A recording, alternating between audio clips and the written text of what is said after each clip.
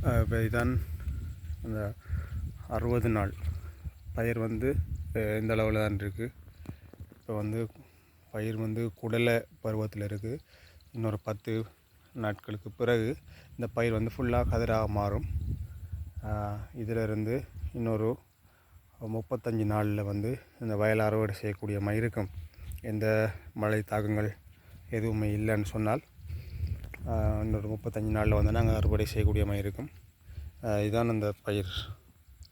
இது வந்து AT 362 வகையை சேர்ந்த நெல்லினம் தான். இது நீட்டு சிவப்புன்னு சொல்லுவாங்க.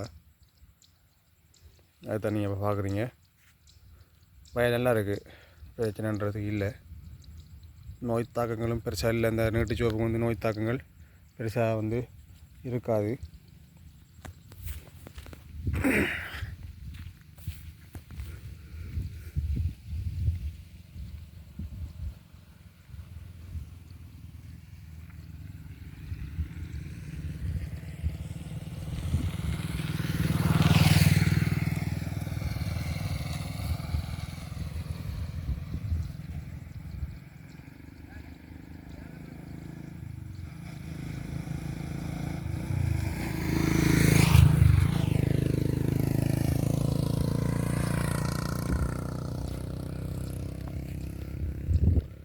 இப்போ சில வெள்ளாமை வந்து நல்லா பச்சையாக இருக்குது. இந்த ஓரங்களில் பார்த்திங்கன்னு சொன்னால் கொஞ்சம் வெள்ளாமை வந்து சின்னனாக இருக்கும். அதுக்கான காரணம் வந்து பசலத்தன்மை இல்லை, ஒன்று தண்ணி இருந்திருக்காது.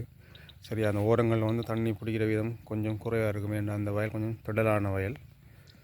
வெள்ள வயல்கள்னு சொன்னால் எல்லா பக்கமும் தண்ணி பாயும். இப்போ நீங்கள் இந்த தண்ணி வந்து இந்த பள்ளம் இருக்கிறால தான் இருக்குது.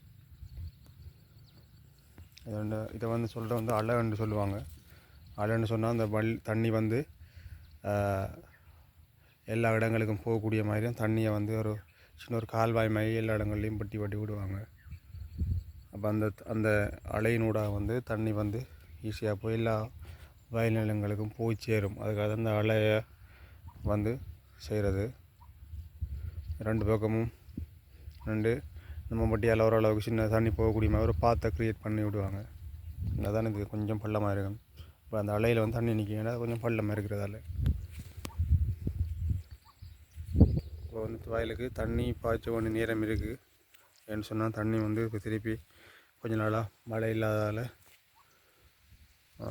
தண்ணி பாய்ச்சணும். இல்லாட்டி இந்த மழை பெஞ்சோன்னு சொன்னால் அந்த தண்ணியை நாங்கள் சேர்த்து வச்சு தண்ணியை பாய்ச்சி கொள்ளலாம். இன்னும் ஒரு 5 நாளைக்கு தண்ணி தேவையில்லைன்னா கொஞ்சம் ஈரப்பதன் இருக்குது. இந்த கொஞ்சம் ஈரப்பதன் வயலில் இருக்கிறதால பிரச்சனை இல்லை. ஸோ இந்த விஷயத்தை நான் உங்களுக்கு ஷேர் பண்ணுறேன். ஸோ இன்னொரு 30 நாளில் அந்த வயலை நாங்கள் வெட்டக்கூடிய மாதிரி இருக்கும். பார்ப்போம் இதில் விளைச்சல் எந்த வருதுன்னு சொல்லி. ஓகே, இந்த வீடியோ பிடிச்சிருந்தா கட்டாயம் லைக் பண்ணி ஷேர் பண்ணுங்கள். தேங்க்யூ.